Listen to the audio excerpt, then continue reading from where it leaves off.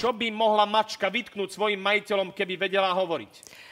Že je často sama doma. Áno. Že je sama som doma. taká sama, akože...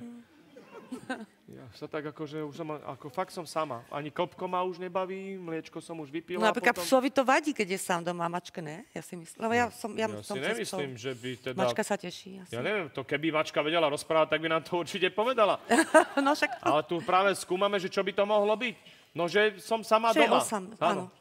Moja pesnička je Sem sa una dona, je to tá pesnička. Som sama doma. Čo by mohla mačka vytknúť svojim majiteľom, keby vedela hovoriť? Ale dáme túto, čo povedali tieto dve. Lepšie jedlo. Lepšie jedlo. Lepšie jedlo. To sa nedá, však ani... Ani ja bych to nežral. My by sme chceli lepšiu stravu, hovoria mačky. Je to tak? Čo máte radi, keď vám to iný robí s oblečením? Eva? Obsluhu v reštaurácii. Ja aj s mojím oblečením? Ty si myslela ako, že je oblečený. Že normálne obsluhujú aj neoblečení chlapi, hej? Čo máte radi, keď vám to iný robí s oblečením, keď ma obsluhuje v reštaurácii? Naozaj, výsustne nemám rád, keď prichádzajú nahý tí čašníci. Hovorí tu na... No, nepokopila, nevadí.